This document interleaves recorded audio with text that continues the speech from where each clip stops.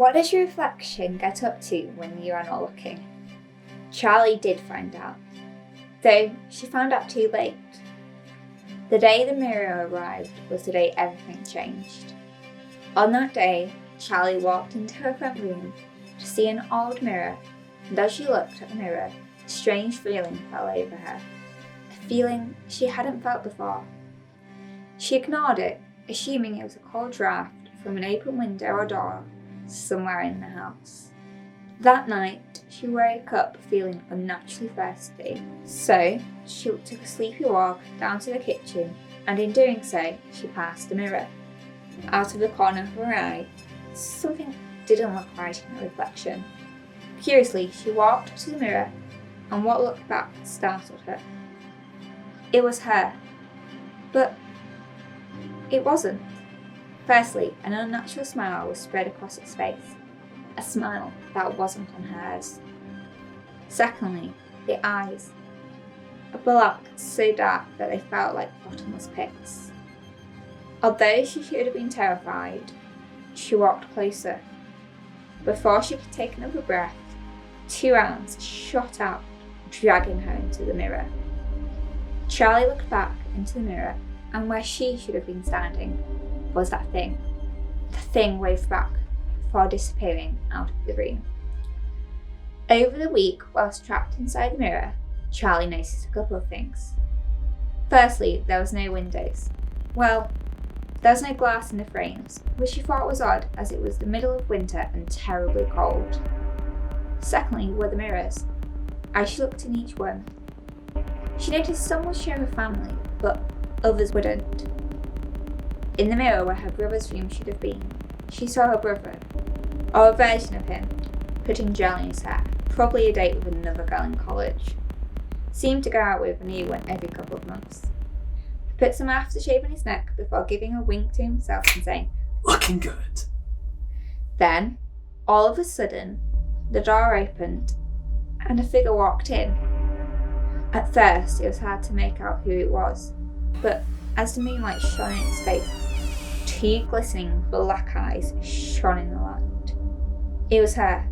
No, not her, but that thing pretending to be her. It walked like a predator, stalking its prey.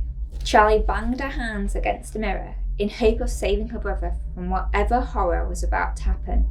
He couldn't hear her though. At the last second, he turned around to see the thing. The thing cackled, laughed, and finally screamed before running out of the room. Seemed safe. For now. In the room that was supposed to be the bathroom, she saw her father. She guessed he was getting ready for work, as he was shaving. It was weird to see him getting ready, as he normally left before she woke up. Charlie now and again looked in the mirror in the front room, in hopes she could see the thing and work out how to get home. But every time she looked, she didn't see home.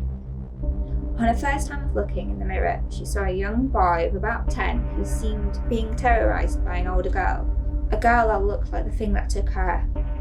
She walked up to the mirror to see if she could go and help him, but however much she tried, she couldn't go through. Every time she looked in the mirror, she saw scenes like this. People were being attacked by these things.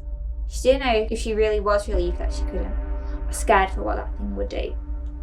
Finally, on the last day of being in this world, she looked in the mirror. That thing looked back with a terrifying grin that you would only see in your worst nightmares. It reached its hand through the glass, dragging her to the other side. Home. The reflection waved with its same menacing smile before disappearing. Charlie ran out of the room to find her brother, and there he stood, holding a knife, whispering about cackles and screams he had heard. Shrugging it off as a way to prank her, she disappeared upstairs to find her mother, who was rumbling about something Charlie had done.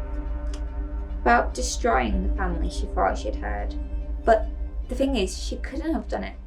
Could she? She grabbed her coat and went for a walk to the spot where her friends and she would meet.